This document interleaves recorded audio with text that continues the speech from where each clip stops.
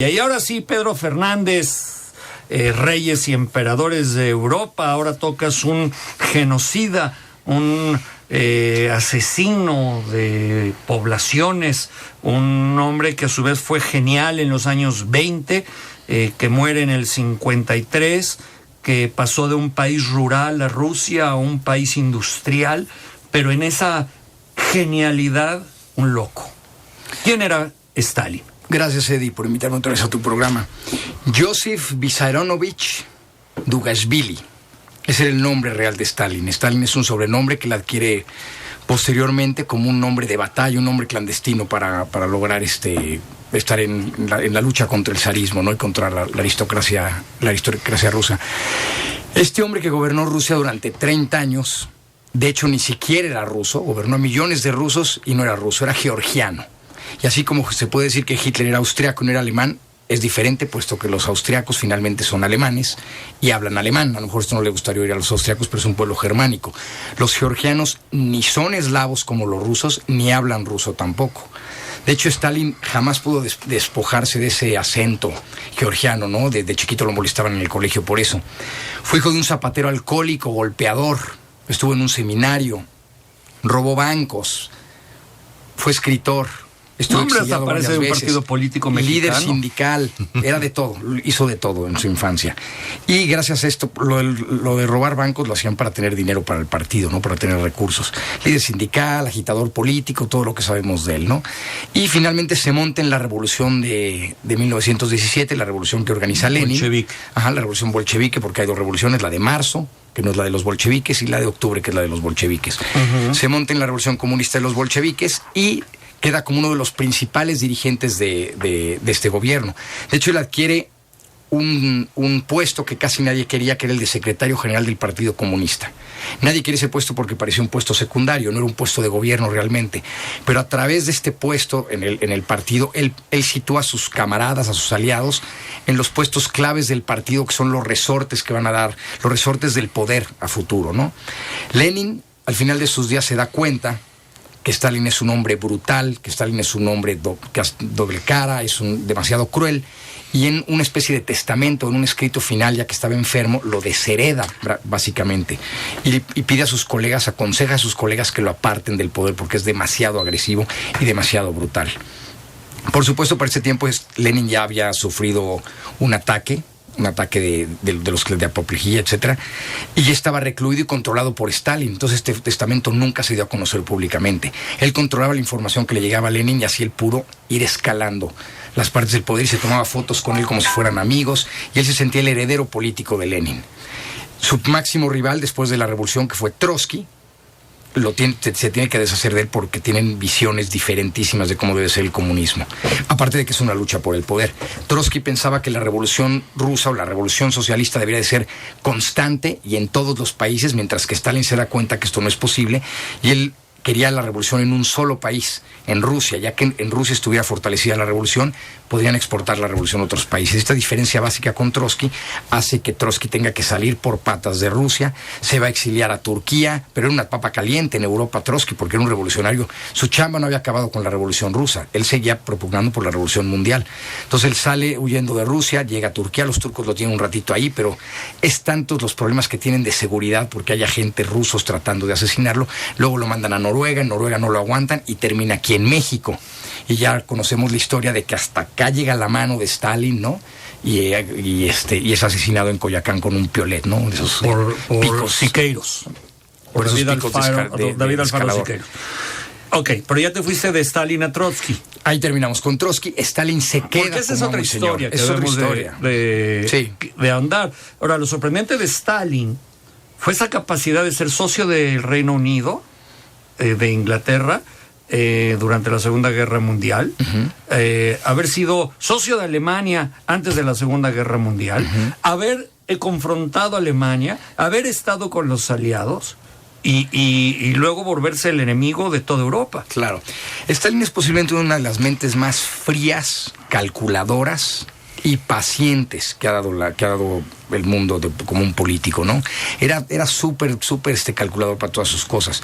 Era tan frío que en un momento dado en la Segunda Guerra Mundial, esto es para ejemplificarlo nada más, él tiene un hijo, tiene varios hijos, pero uno de esos hijos pelea en la Segunda Guerra Mundial, se llama Yakov, su hijo, y es capturado por los alemanes en 1941. Pasa desaparecido en los campos de prisioneros alemanes y en 1943 los alemanes se enteran que es el hijo de Stalin y lo intentan intercambiar por von Paulus, el mariscal alemán que pierde la batalla de Stalingrado. Stalin ni se inmuta, por supuesto que niega eso. No me digas. Y poco tiempo después muere en condiciones raras, ¿no? Misteriosas ahí en el campo. El hijo de Stalin. Stalin jamás se le vio hacer ni una mueca por esa muerte. En privado no lo sabemos, ¿no? Pero nunca lo hizo. Ahora, lo que dijiste al principio del programa es bien importante. Sí, es una personalidad genial, pero costó muchísimas vidas. Él sí pensaba que los fines... Uno de los grandes genocidas. Uno de los grandes genocidas, que los fines justificaban los medios. En orden, en razón de industrializar a Rusia, siendo una población eminentemente campesina, el 85% me parece de la población rusa en esos tiempos era campesina, tenían que aprovechar la fuerza del campo para poder industrializar al país. Y para poder sacar el mayor provecho al campo, los rusos Stalin pensaba que había que simplificar la situación en el campo. Cuando él llega al poder hay 25 millones de fincas rurales en Rusia. Y su idea era de reducirlas a solamente 250,000, como con la colectivización, la destrucción de los kulaks, los pequeños propietarios de granjas y de fincas. Y esto lo hacen por la fuerza.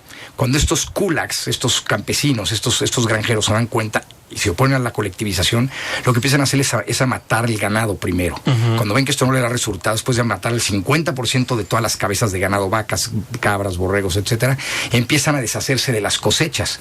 Y entonces en los años 29, 30, 31, 32, empiezan a deshacerse de las cosechas y solamente guardan lo que es para ellos, lo que van a necesitar ellos. Cuando las autoridades rusas llegan a comprar la cosecha o a requisar la cosecha para llevarla a las ciudades y poder alimentar a los obreros para estos planes quinquenales de industrialización, se dan cuenta que los campesinos solamente tienen para ellos. No les importa, le quitan a los campesinos lo que tenían para guardado para ellos. A esa pobreza que ella tenía. A esa pobreza le quitan lo que habían guardado para subsistir. Los judíos tienen una palabra para lo que les pasó en la Segunda Guerra Mundial, que es el Holocausto. Uh-huh. Los ucranianos tienen una palabra que se llama Holomodor.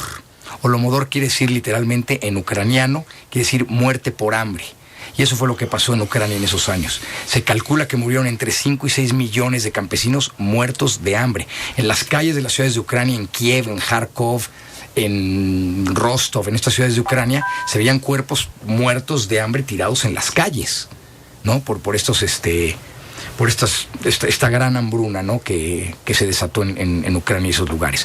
Después, que lo estuvimos platicando en el intermedio del programa, vienen las purgas. Stalin, después de esto, no se siente completamente seguro en el poder y empieza a purgar sus cuerpos dirigentes, miembros del Politburó, comisarios políticos, generales, oficiales, y deja al ejército en un estado tan deplorable que cuando Alemania le declara la Segunda Guerra, invade Rusia, el ejército ruso no solo está peor preparado que el alemán, está pésimamente mal dirigidos, porque todos sus cuadros de oficiales están completamente mermados y están completamente diezmados. Y es cuando Rusia empieza a ser derrotada en la guerra. Gracias a la ayuda de los aliados del oeste y gracias al esfuerzo sobrehumano, porque es algo increíble lo que logró la Unión Soviética, logra detener a los alemanes en Stalingrado y logra empezar a echarlos hacia atrás a sus otras fronteras. Como bien dijiste, sí, un contemporizador. Se aliaba con que tenía que aliarse, se alía con Alemania nazi al principio para ganar tiempo, porque sabe que no está preparado con una guerra con ellos.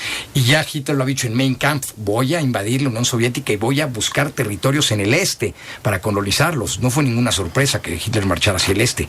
Y cuando se pelea con Hitler, por supuesto que se alía a las potencias occidentales. Ya lo había dicho Churchill: para vencer a Hitler me aliaría hasta con el mismo diablo, cuando le cuestionaban que cómo se había aliado con Stalin, que era comunista, ¿no? Claro, porque además con toda esa fuerza de espionaje que tenían los rusos y de información. Me apagan los teléfonos, por favor, no sé de quién sean los teléfonos y las de estas que me están sonando. Todas esas fuerzas le ayudan a los aliados a poder informarse, claro, dónde estaba y por dónde iba a atacar Hitler. La red de espionaje más eficiente que hubo en la Segunda Guerra Mundial fue la de Sorge, que era uno que trabajaba para Stalin. Después de la guerra ya no tiene nada que hacer con los aliados y empiezan los problemas del bloqueo de Berlín, todas estas cosas. Entonces se alía con China y es la guerra de Corea, todas estas cosas. Y pero por eso suerte, es segunda parte. pero eso es otra segunda parte. Ya lo Dame, dejamos ¿cómo después. te localizamos? Diles que tienes Twitter, Pedro. Diles Tengo que Twitter. Ya Pedro habíamos tiene platicado, Twitter. tengo Twitter. Escríbanle, por favor. Escríbanme al hombre. Twitter. ¿Cuál Es es? Pedro-historia. Pedro-historia, pero con arroba antes. Sí, desde luego. Muy bien, gracias, Pedro. Con Vamos razón a no me noticias.